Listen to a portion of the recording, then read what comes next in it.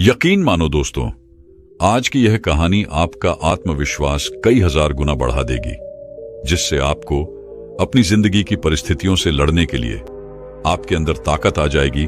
तो बिना रुके दर्शकों, इस कहानी को ध्यान से सुनिएगा। तो चलिए आज की रहस्यमय रोचक कहानी की शुरुआत करते हैं। दोस्तों, बहुत समय पहले की बात है।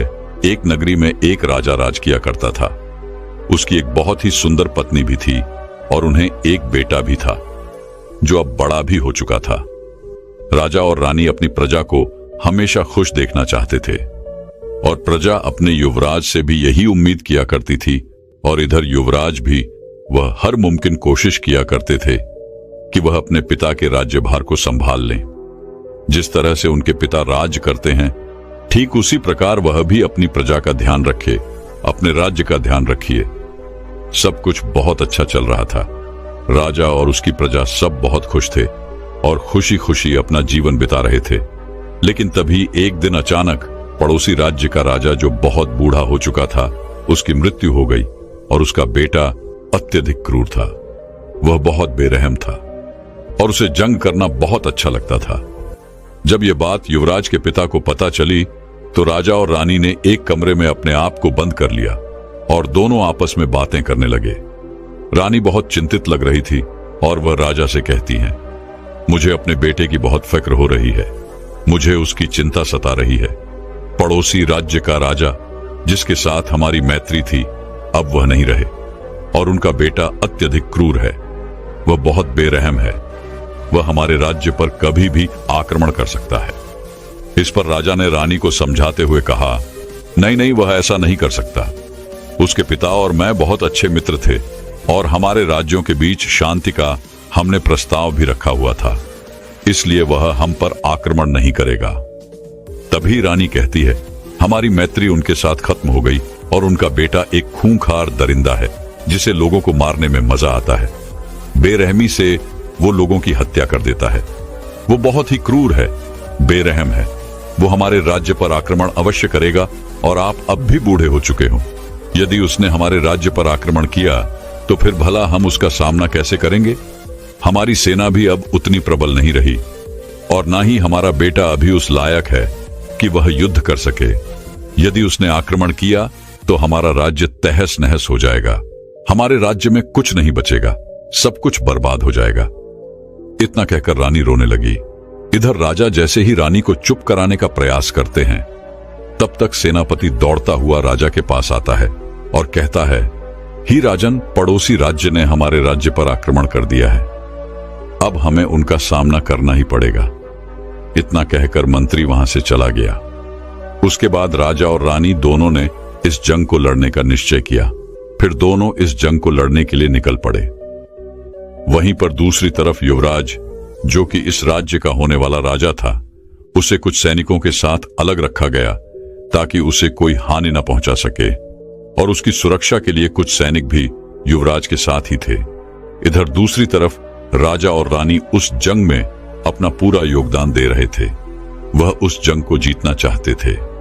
उन्होंने हर अथक प्रयास किया, लेकिन राजा और रानी अब बूढ़े हो चुके थे।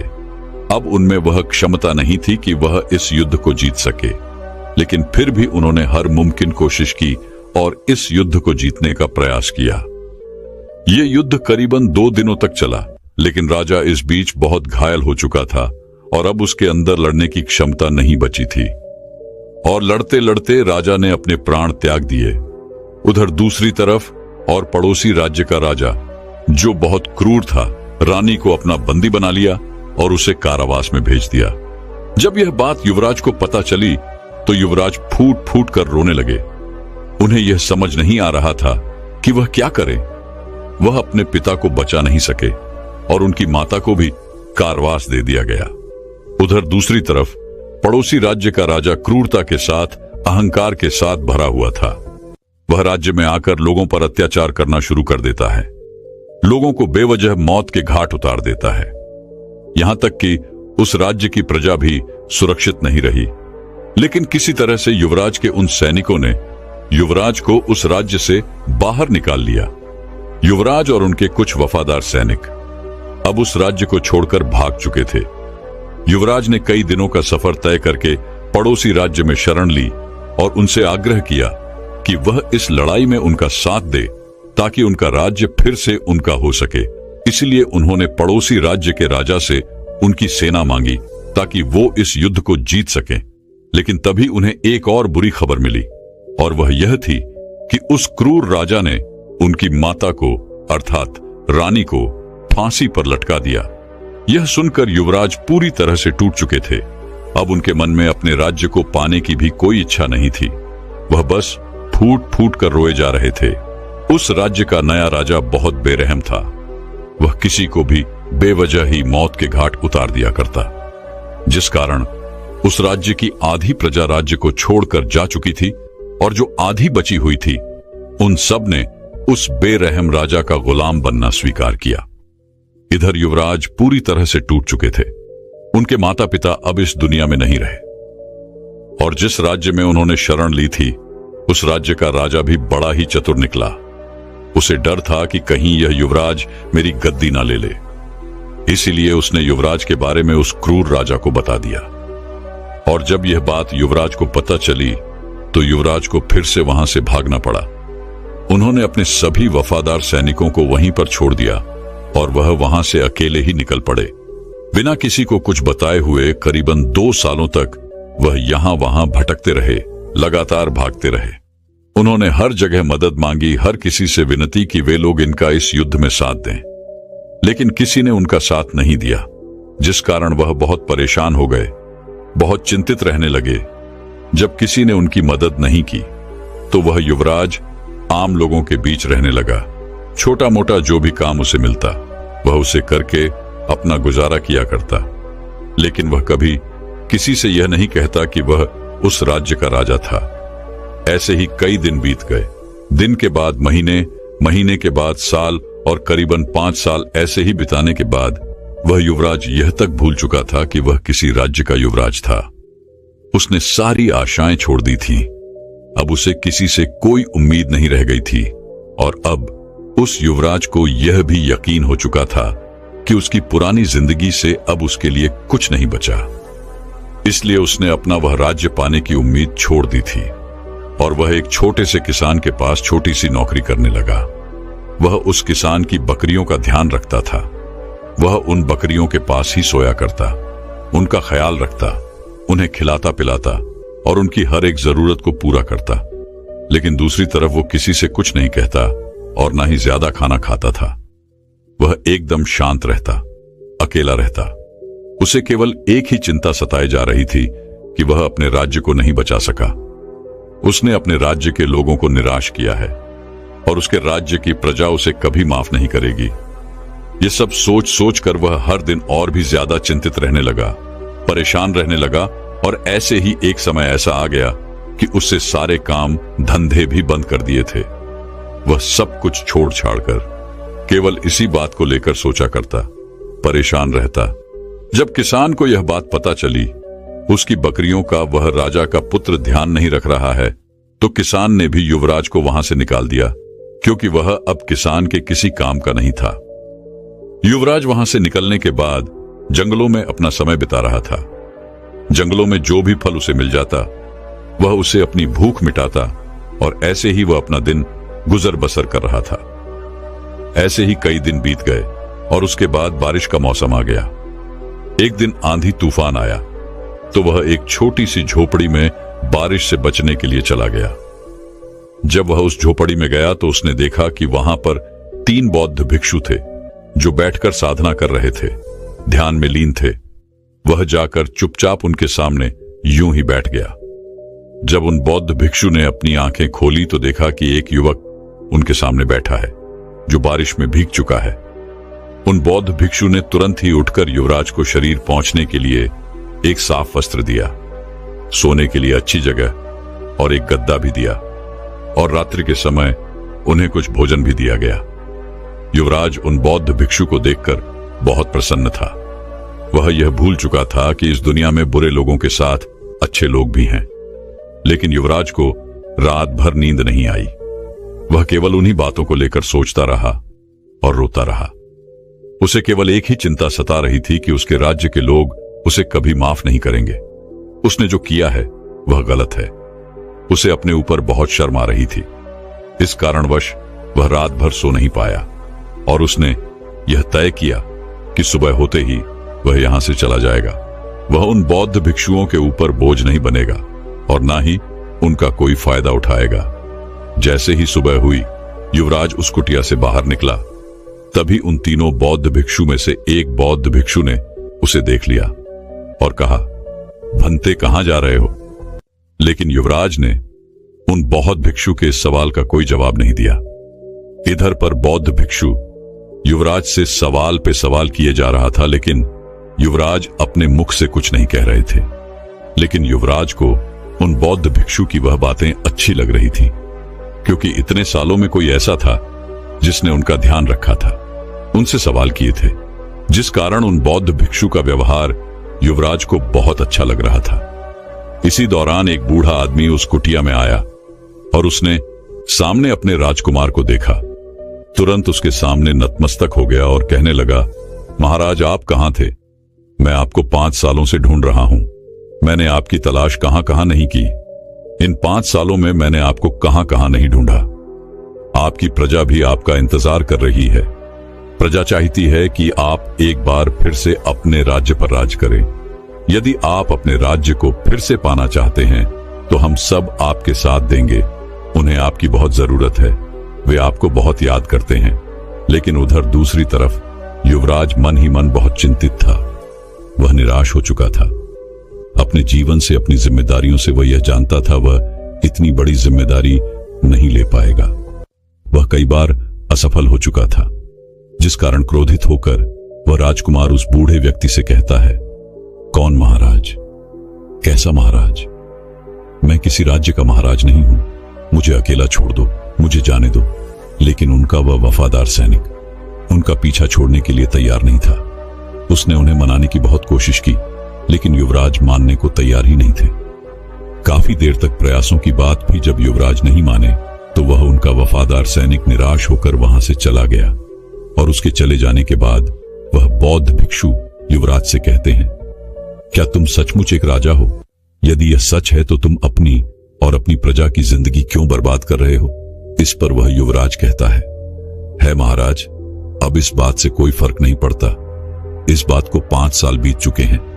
वे लोग मेरे बिना जीना सीख चुके हैं। मैं क्या था और क्या कर रहा हूं, अब इन बातों से कोई फर्क नहीं पड़ने वाला। यदि मैं वापस चला भी गया तो उससे भी कोई फर्क नहीं पड़ेगा। युवराज की यह बातें सुनकर तो बौद्ध भिक्षु युवराज से कहते हैं, भंते ठीक है, यदि तुम नहीं जाना चाहते, लेकिन तुम मेरे साथ चल सकते हो। मैं और मेरे ये दोनों प्रजा भाई अपने मठ पर जा रहे हैं जो उस पहाड़ी पर है, तो मेरे साथ चलो, तुम्हें अच्छा प्रतीत होगा। तुम अच्छा महसूस कर पाओगे। इस पर युवराज कहता है महाराज, मैं जिसके पास भी गया हूं उसने मुझे धोखा दिया है। उसने हमेशा मेरा फायदा उठाया, लेकिन मेरा साथ नहीं दिया। मेरे माता पिता की हत्या करने वाला वह क्रूर राजा अब तक मुझे तलाश कर रहा है। यदि मैं आपके साथ रहा तो वह आपको भी नहीं छोड़ेगा। मैं आपकी जान जोखिम में नहीं डालना चाहता। आपने मेरा इतना ख्याल रखा, इसके लिए आपका बहुत बहुत धन्यवाद। इस पर वह बौद्ध भिक्षु युवराज से कहते हैं, तुम्हें यह कैसे पता कि हर बार तुम्हारे साथ जो हुआ है इस बार भी तुम्हारे साथ वही होगा? यदि तुम प्रयास ही नहीं करोगे तो फिर तुम्हें पता कैसे चलेगा कि क्या सही है और क्या गलत? मैं जानता हूं तुमने अपने पिछले जीवन में बहुत कुछ सहा है, लेकिन इसका यह अर्थ नहीं कि आगे का जीवन भी तुम्हारे लिए वैसा ही रहेगा। इसलिए तुम मेरे साथ चलो। मुझे यकीन है तुम्हें वहां बहुत अच्छा लगेगा और तुम्हारी मन को शांति मिलेगी। उन बौद्ध भिक्षु के बार बार कहने के बाद भी युवराज नहीं माना और उसने जाने से मना कर दिया और उसने तय किया कि वह इसी कुटिया में रहेगा। लेकिन वह तीनों बौद्ध भिक्षु वहां से उस पहाड़ी की ओर चल पड़े। उनके जाने की कुछ दिन बाद ही उस कुटिया का मालिक आया। उसने युवराज को बताया कि उसने यह कुटिया कुछ साधुओं को किराए पर दी थी, लेकिन जितने समय के लिए उन बौद्ध भिक्षुओं ने इस कुटिया को किराए पर लिया था वह उससे पहले यहां से निकल पड़े, जिस कारण युवराज को वहां कुछ दिन रहने का मौका मिल सका। लेकिन अब युवराज को यह घर खाली करना पड़ेगा। और रात का समय था, इसलिए युवराज ने गांव के बाहर ही अपने रहने का इंतजाम किया।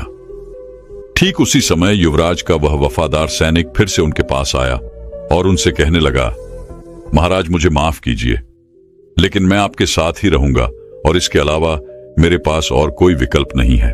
सब जानते हैं कि मैं आपका वफादार हूं और इस वजह से मेरी भी जान जोखिम में है, संकट में है। युवराज ने जब यह बात सुनी तो वह नहीं चाहता था कि उसके वफादार सैनिकों को खतरा हो, इसलिए वह अपने वफादार सैनिकों को लेकर उन बौद्ध भिक्षु के मठ की ओर चल पड़ा। वहां पहुंचते ही वह उन बौद्ध भिक्षु से मिला जिससे वह कुटिया में मिला था। उन्हें देखकर वह बहुत खुश हुए और उन बौद्ध भिक्षु को यह पहले से ही पता था कि युवराज वहां पर अवश्य आएंगे। तभी वह बौद्ध भिक्षु युवराज से कहते हैं, भंते मैं आज बहुत खुश हूं क्योंकि तुमने अपनी राह आखिर ढूंढ ही ली। उन बौद्ध भिक्षु ने युवराज का आदर सत्कार किया और उन्हें अपने मठ में जगह दी, लेकिन दूसरी तरफ युवराज शांत था। वह कुछ नहीं कहना चाहता था, वह तो केवल अपने उस वफादार सैनिक की जान बचाना चाहता था जिस कारण वह उस मठ में गया था।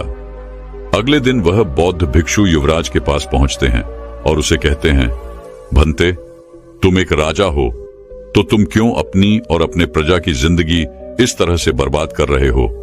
तुम चाहो तो एक बार फिर से अपने साम्राज्य को पा सकते हो और अपनी प्रजा का ख्याल रख सकते हो। लेकिन इस पर युवराज ने कुछ भी जवाब नहीं दिया, उन्होंने बस अपना सर झुका लिया। तभी वह बौद्ध भिक्षु युवराज से कहते हैं, भंते तुम्हें ऐसा क्यों लगता है कि यदि तुमने फिर से कोशिश की तो तुम नाकामयाब रहोगे? यदि तुम कोशिश ही नहीं करोगे तो तुम कैसे जान पाओगे कि तुम सही हो या गलत? उन बौद्ध भिक्षु की यह सारी बातें सुनकर वह युवराज क्रोधित हो उठे और उन्होंने कहा, आखिर आप मुझसे क्या चाहते हैं? मैं क्या करूं? मैंने अपनी प्रजा का दिल दुखाया है, उनके विश्वास को तोड़ा है। अब उनके दिल में मेरे लिए कोई जगह नहीं है और ना ही मैं अपने साम्राज्य को वापस पाना चाहता हूं। यदि आप चाहते हैं तो मैं यहां से भी चला जाता हूं। इतना कहकर जैसे ही वह युवराज वहां से जाने के लिए निकालने लगे, तभी वह बौद्ध भिक्षु युवराज से कहते हैं, भंते तुम्हें क्या करना है यह तो तुम्हें ही पता करना होगा, यह तो तुम्हें ही समझना होगा। यह मैं तुम्हें नहीं बता सकता क्योंकि तुम्हें अपनी राह खुद ढूंढनी होगी। मैं तो केवल तुम्हें मार्ग दिखा सकता हूं और उस पर चलना तो तुम्हें ही होगा। इतना कहकर वह बौद्ध भिक्षु वहां से चले गए और युवराज के कानों में उन बौद्ध भिक्षु की यह बातें गूंज रही थीं। अगले दिन सुबह सुबह मठ में हर किसी को कुछ ना कुछ काम दिया जा रहा था। राजकुमार के वफादार सैनिक को भी कुछ ऐसा काम दिया गया जिसे उसे पूरा करना था। हर कोई काम में लगा हुआ था, लेकिन राजकुमार अब भी चिंतित थे, परेशान थे। वह एकांत में बैठे हुए थे। तभी वहां एक बौद्ध भिक्षु आए और उन्होंने उनके हाथों में एक पुस्तक थमा दी। वह पुस्तक देखकर राजकुमार को कुछ समझ नहीं आ रहा था कि आखिर वह इस पुस्तक का क्या करेंगे और यह पुस्तक उन्हें क्यों दी गई है। हालांकि वह पहले एक युवराज थे और उन्हें कई सारी भाषाएं भी सिखाई गई थीं, लेकिन जिस भाषा में यह किताब थी उन्हें इसके बारे में तनिक विज्ञान नहीं था। उन्हें इस किताब का एक एक शब्द समझ नहीं आ रहा था। काफी देर देखने के बाद जब वह परेशान हो गए तो वह उस पुस्तक को लेकर उस बौद्ध भिक्षु के पास पहुंचे और कहने लगे, यह पुस्तक मुझे क्यों दी गई है? इस पुस्तक में मुझे कुछ भी समझ नहीं आ रहा। मैं इस पुस्तक का क्या करूंगा? इस पर वह बौद्ध भिक्षु कहते हैं, भंते तुम एक युवराज हो और तुमने भाषाएं तो पढ़ी ही होंगी। तुम्हें इस पुस्तक को पढ़ना होगा, इसे समझना होगा। और वैसे भी यहां पर हर कोई कुछ ना कुछ काम कर रहा है और ऐसे में तुम यदि शांत बैठोगे, एकांत में बैठोगे, तो इससे तुम्हें क्या लाभ होगा? आज का तुम्हारा काम यही है। इतना कहकर वह बौद्ध भिक्षु वहां से चले गए। यह देखकर युवराज को लगा कि मानो वह बौद्ध भिक्षु उससे नाराज हो गए हैं, इसलिए उसने अपने काम को पूरा करना ठीक समझा। उसने उस पुस्तक को उठाया और उसके एक एक शब्द को समझने का प्रयास किया। उन्हें जोड़ते हुए उसने उस पुस्तक को पूरा पढ़ा, लेकिन इसमें काफी समय बीत चुका था, जिस कारण युवराज को लग रहा था, यदि मैं अब उन बौद्ध भिक्षु के पास जाऊंगा तो वो बौद्ध भिक्षु मुझसे नाराज होंगे, क्रोधित होंगे। लेकिन फिर भी उसने किसी तरह से हिम्मत जुटाई और उन बौद्ध भिक्षु के पास पहुंचा। वह बौद्ध भिक्षु यह देखकर बहुत प्रसन्न थे कि युवराज ने वो पुस्तक पूरी पढ़ ली है। उन्होंने युवराज से कहा, भंते, तुम तो कहते थे कि तुम्हें यह पुस्तक पढ़नी नहीं आती, फिर तुमने कहा फिर कैसे इस पुस्तक को पढ़ लिया। इस पर वह युवराज कहता है कि मैं एक युवराज हूं और मुझे पहले से ही कई सारी भाषाएं सिखाई गई थी। मैंने उन्हीं का इस्तेमाल किया। धीरे धीरे इसके एक एक शब्द को समझना शुरू किया और उन्हें मिला मिलाकर मैंने उनके शब्दों को समझा, उसे पढ़ा और उसके अर्थ को समझ पाया। इस पर वह बौद्ध भिक्षु खुशी खुशी युवराज से कहते हैं, तुमने बहुत अच्छा काम किया है और यही काम हर किसी को करना चाहिए। जब तुम्हारे सामने एक बड़ा लक्ष्य हो तो उस लक्ष्य को छोटे छोटे भागों में विभाजित कर दो और फिर अपने छोटे छोटे कदम आगे बढ़ाओ। इसी तरह से तुम अपने लक्ष्य तक कब पहुंच जाओगे यह तुम्हें पता भी नहीं चलेगा। ठीक इसी प्रकार से यदि तुम चाहो तो तुम अपने राज्य को भी वापस पा सकते हो। इस पर वही युवराज एक बार फिर से क्रोधित हो उठा और उसने उन बौद्ध भिक्षु से कहा, है महाराज, आपको मेरे राज्य से क्या लेना देना? मैं युवराज था या हूं, इस बात से अब कोई फर्क नहीं पड़ता। मैंने वो समय भुला दिया है और अब मैं दोबारा उस राज्य का राजा नहीं बनना चाहता।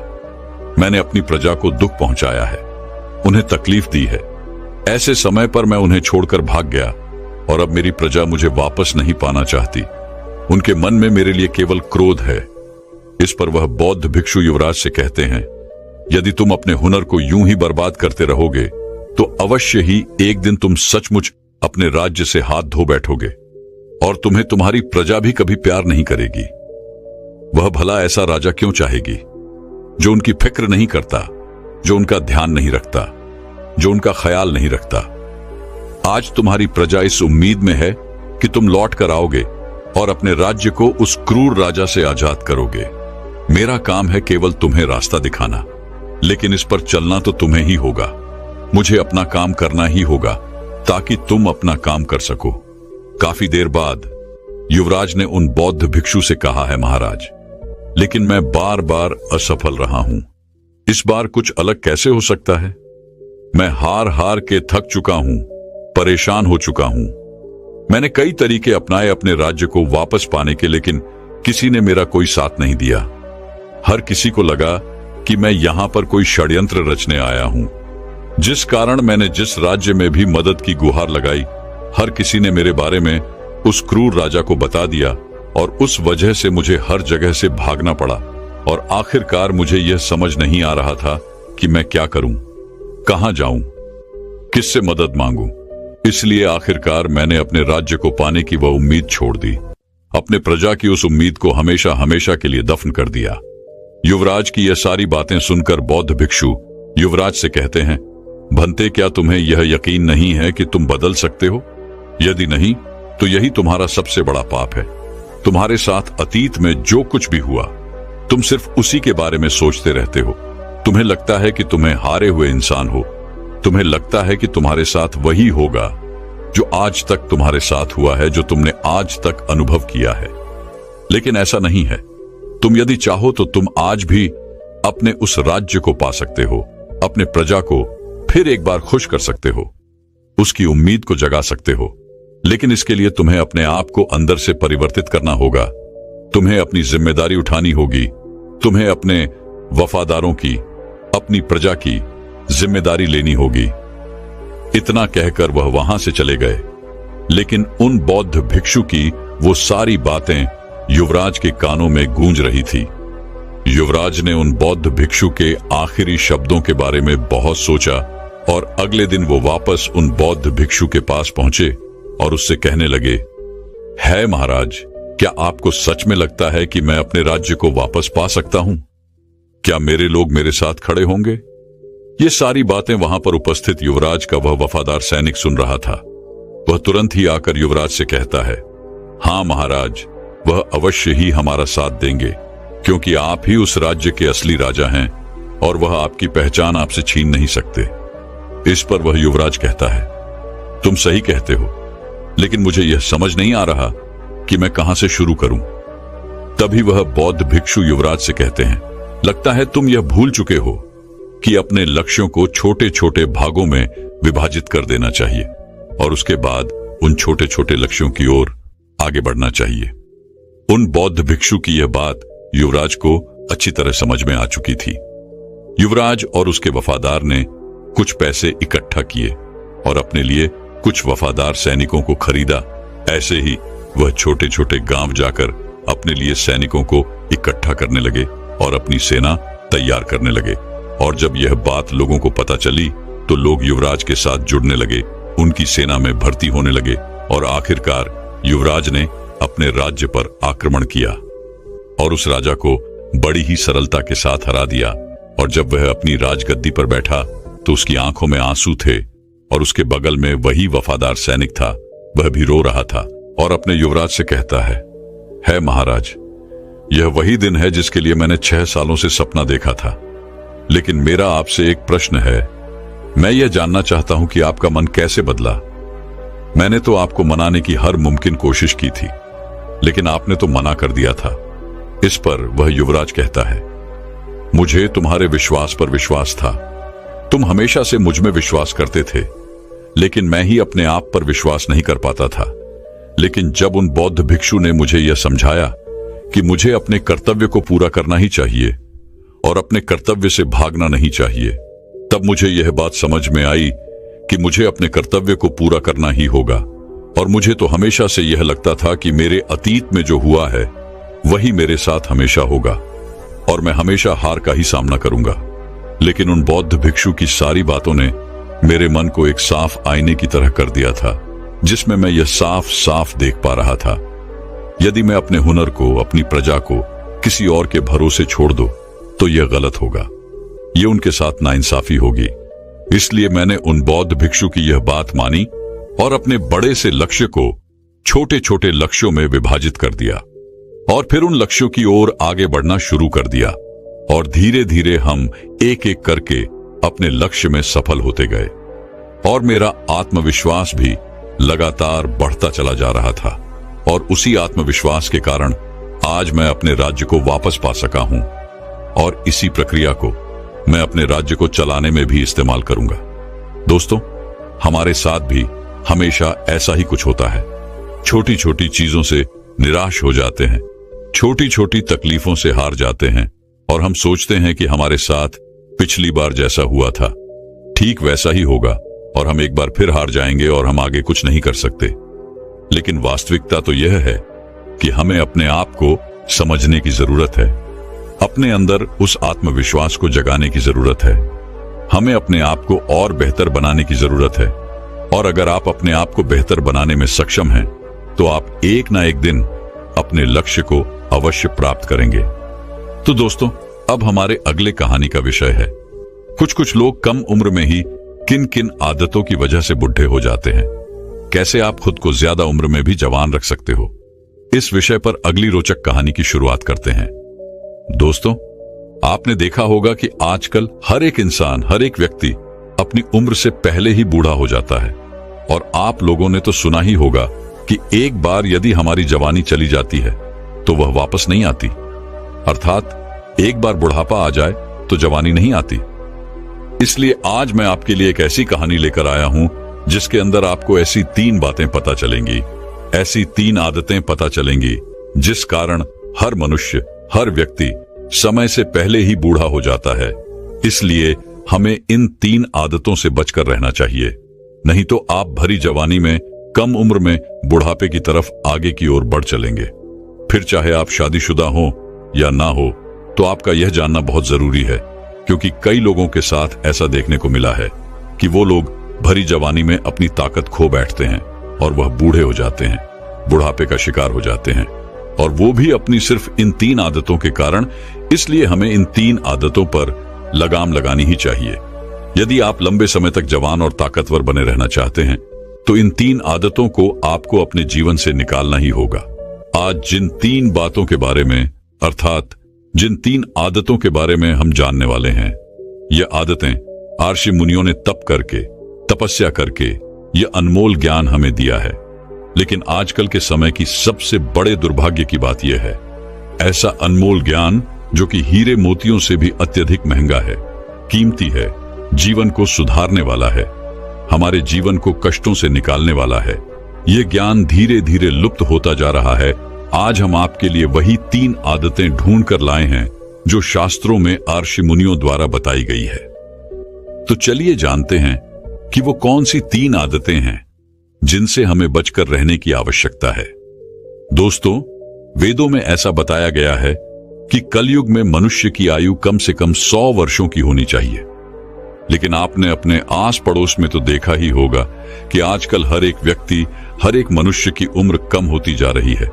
100 वर्ष तो दूर की बात है, आजकल कोई 60 या 70 साल तक भी ढंग से जीवित नहीं रह पाता। उससे पहले ही वो मृत्यु को प्राप्त हो जाता है। इसलिए 100 वर्ष की आयु को पाना, अर्थात 100 वर्ष की आयु को जीने की कल्पना करना भी अब केवल एक ख्वाब जैसा है। एक दिन की बात है, महात्मा बुद्ध अपने कुछ शिष्यों को उपदेश दे रहे थे। वह कह रहे थे कि किस तरह से मनुष्य की कुछ आदत उनके ही विनाश का कारण बन जाती है, किस प्रकार वह समय से पहले ही बूढ़े हो जाते हैं। उनका यौवन, उनकी जवानी समय से पहले ही खत्म हो जाती है और समय से पहले ही अर्थात कम उम्र में ही वो लोग मृत्यु को प्राप्त हो जाते हैं। जब महात्मा बुद्ध अपने सभी शिष्यों को यह उपदेश दे रहे थे, तभी उनमें से एक शिष्य महात्मा बुद्ध से कहता है, हे तथागत, वो कौन से कारण हैं जिनके कारण एक मनुष्य, एक व्यक्ति समय से पहले ही बूढ़ा हो जाता है और वह मृत्यु को प्राप्त हो जाता है? तभी महात्मा बुद्ध अपने उस शिष्य के प्रश्न का उत्तर देते हुए कहते हैं, पहला कारण है, अर्थात पहली आदत है, अभिमान से भरा हुआ एक घमंडी और एक अहंकारी इंसान। महात्मा बुद्ध कहते हैं कि अभिमान, घमंड मनुष्य की आयु को हर लेता है, क्योंकि ऐसा व्यक्ति दूसरों में दोष निकालना और अपने में अच्छाई देखता है। ऐसा व्यक्ति दूसरों में केवल कमी ही निकालता रहता है और अपने में अच्छे गुण देखता है, और ऐसे ही व्यक्ति घमंड का शिकार हो जाते हैं। उनके अंदर अहंकार कूट कूट कर भरा हुआ होता है। ऐसा व्यक्ति अपने आप को बलवान, बुद्धिमान समझता है। वह अपने आप को त्यागी मानने लगता है। उसे ऐसा लगता है कि उससे बेहतर और कोई नहीं है, और ऐसा व्यक्ति अपने आप को सर्वोपरि मानने लगता है। उसे लगता है कि अब उससे ऊपर और कोई नहीं है, और यही गलतफहमी, यही अहंकार उसकी आयु को भी कम करता है, और अभिमान के कारण मनुष्य सही राह से भटक जाता है। और ऐसे मनुष्य को भ्रष्ट होने में ज्यादा वक्त नहीं लगता।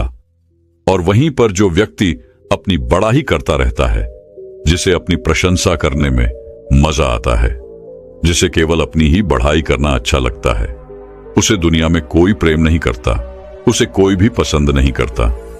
आप समझ चुके होंगे कि ज्यादा बोलना भी आपकी उम्र को कम करता है, क्योंकि ज्यादा बोलने वाला व्यक्ति व्यर्थ में ही बकबक करता रहता है, व्यर्थ में ही बोलता रहता है। फिर चाहे उससे कोई बात करे या ना करे, उसे कोई राय ले या ना ले, लेकिन वह बीच में पड़कर जरूर कुछ ना कुछ बोलता जरूर है, और व्यर्थ में बोलने वाले व्यक्ति की आयु भी छोटी हो जाती है। झूठ मूठ का हर सुबह बढ़ चढ़कर बोलने वाला व्यक्ति बेवजह ही बोल बोलकर अपनी शक्ति को, अपनी ऊर्जा को नष्ट कर देता है। जो आत्मा की शक्ति होती है, वह उस शक्ति को धीरे धीरे नष्ट करता चला जाता है, और यही कारण है कि उसकी आयु घटने लगती है।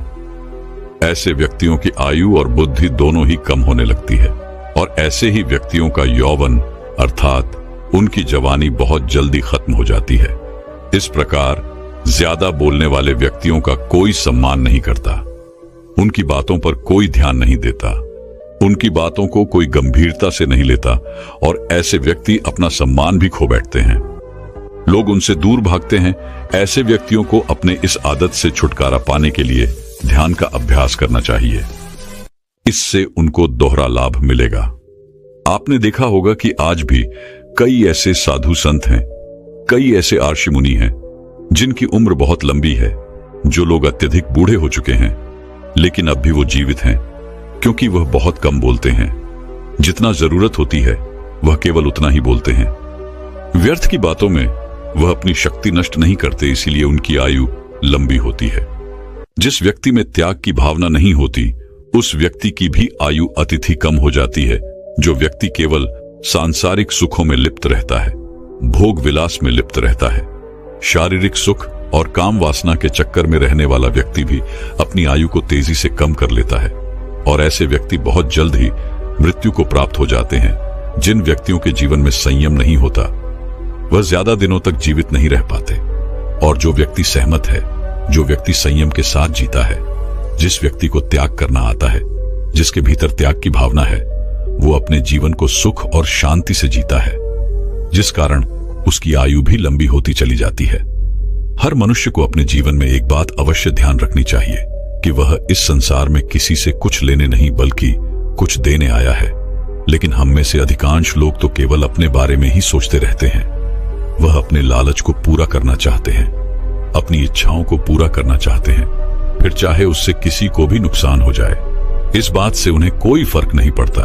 वह केवल अपनी उसी इच्छा की पूर्ति के लिए उसी प्रकार काम करते रहते हैं और ऐसे व्यक्तियों को समाज में कोई सम्मान नहीं मिलता। वहीं पर जो व्यक्ति त्याग की भावना रखते हैं, दूसरों के लिए सोचते हैं, दूसरों के लिए कर्म भी करते हैं, ऐसे व्यक्तियों को समाज में बहुत सम्मान भी मिलता है और वे अपना जीवन शांति और सुख में तरह से बिताते हैं, जिस कारण उनकी शक्ति नष्ट कम होती है और वह अपनी आयु बढ़ा लेते हैं। और साथ ही साथ जब ऐसे व्यक्ति को कोई जरूरत पड़ती है तो समाज भी उनका साथ देने के लिए पूरी तरह से तैयार होता है। आगे महात्मा बुद्ध कहते हैं, क्रोध करना। क्रोध एक व्यक्ति का, एक मनुष्य का सबसे बड़ा दुश्मन होता है। क्रोध आपसे कब और क्या करवा दे यह आपको पता तक नहीं चलता। क्रोध में आप ऐसी गलतियां तक कर बैठते हैं जिसका आपको जीवन भर पछतावा होता है और उसका दुख आपको जीवन भर भोगना ही पड़ता है। इसलिए जब भी आपको क्रोध आए तो आपको अपने ऊपर ध्यान देना चाहिए, अपने ऊपर नियंत्रण रखना चाहिए कि कहीं आपसे कोई बड़ी गलती ना हो जाए, कहीं कोई बड़ी भूल ना हो जाए। आप किसी को कुछ ऐसे अपशब्द ना कहे जिससे आपको अपने जीवन भर पछतावा हो। अब आप में से कई लोगों के मन में यह प्रश्न उठ रहा होगा कि क्रोध आते वक्त हम अपने आप पर काबू नहीं कर पाते और ऐसे समय पर हम अपने आप पर काबू कैसे कर सकते हैं।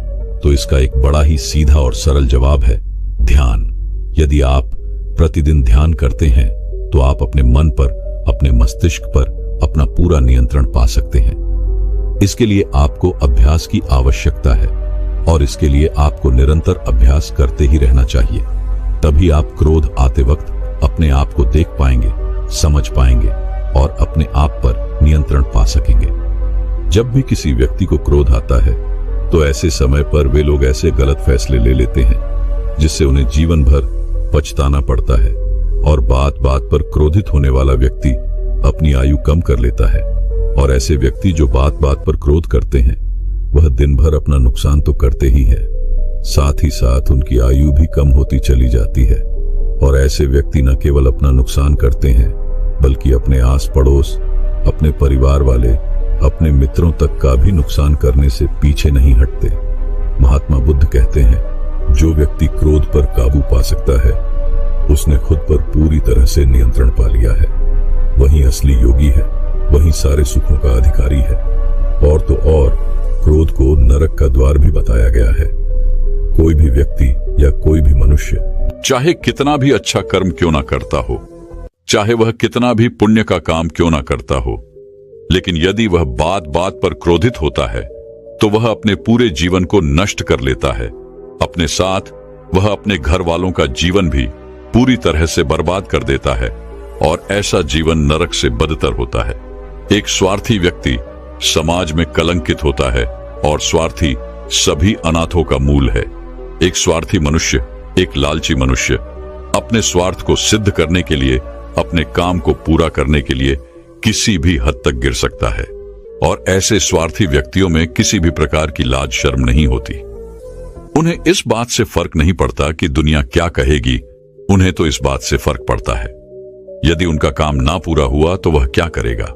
और यही स्वार्थ है कि आज चारों तरफ केवल पाप ही फैला हुआ है, क्योंकि हर व्यक्ति स्वार्थी बनकर जी रहा है। हर व्यक्ति केवल अपना स्वार्थ देख रहा है, इसीलिए चारों तरफ अशांति है, दुख है, पीड़ा है, तकलीफें हैं। सोने के लिए लोगों के पास अच्छा घर है, आरामदायक बिस्तर है, लेकिन फिर भी उन्हें चैन की नींद नहीं आती। एक बात हमेशा ध्यान रखिएगा, दूसरों से जलने वाला, दूसरों से ईर्ष्या करने वाला, दूसरों की तरक्की को देखकर दुखी होने वाला, भीतर ही भीतर अपनी आत्मा की इस शक्ति को नष्ट करता चला जाता है, जिस कारण उसकी आयु कम होने लगती है। और ऐसे व्यक्ति जिन्हें दूसरों के खुशी से जलन होती है, ईर्ष्या होती है, वे लोग अपने आप को नकारात्मक विचारों से घेर लेते हैं और इन्हीं नकारात्मक विचारों के कारण वह अपना पूरा जीवन बर्बाद कर लेते हैं। उनके आसपास का पूरा माहौल एकदम नकारात्मक ऊर्जा से भर जाता है और यही नकारात्मक ऊर्जा उसकी जीवन शक्ति को धीरे धीरे दुर्बल बनाती चली जाती है और वह मनुष्य अपनी शक्ति को पहचान नहीं पाता। उस नकारात्मक ऊर्जा के सामने वह हार मान लेता है, जिस कारण वह उसके जीवन शक्ति को कम करने लगता है। धीरे धीरे उसकी आयु भी कम हो जाती है और ऐसे व्यक्ति भी जल्द ही मृत्यु को प्राप्त हो जाते हैं। इसलिए किसी भी व्यक्ति को स्वार्थी नहीं होना चाहिए। स्वार्थी भावना को हमें जितनी जल्दी हो सके उतनी जल्दी इसका त्याग कर देना चाहिए। एक स्वार्थी व्यक्ति कभी भी किसी को भी कहीं भी किसी भी काम के लिए धोखा दे सकता है और एक स्वार्थी व्यक्ति के ऊपर कभी कोई भरोसा नहीं करता। महात्मा बुद्ध कहते हैं, यह अपने सच्चे मित्र और अपने अच्छे मित्र को धोखा देने वाला व्यक्ति भी नीच और अधर्मी होता है। ऐसे मनुष्य की निंदा हर जगह पर होती है। ऐसे लोगों को कोई पसंद नहीं करता। इसलिए हमें हमेशा खुश रहना चाहिए, लोगों की भलाई देखनी चाहिए, लोगों की खुशी में खुश रहना चाहिए, क्योंकि दूसरों की खुशी से जलकर आपको आपकी ईर्ष्या की भावना से ना तो उसकी खुशी छिन जाएगी और ना ही आपको वह खुशी मिल पाएगी।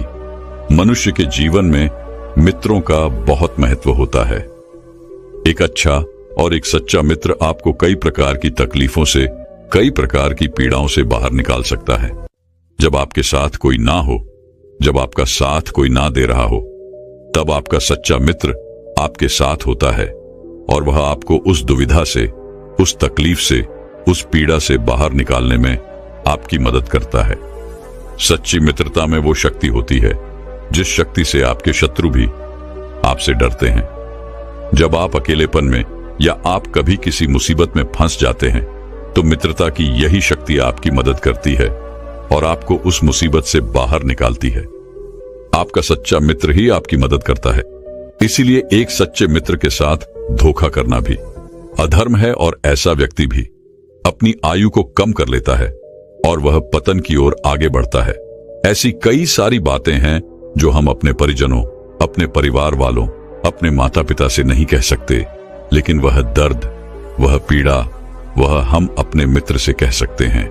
इसीलिए एक मनुष्य के जीवन में मित्र का बहुत महत्व होता है और अपने मित्र को कभी भी धोखा नहीं देना चाहिए, क्योंकि ऐसा करके आप अपनी जीवन शक्ति को कम कर रहे हैं और इससे आपकी ही आयु पर फर्क पड़ेगा।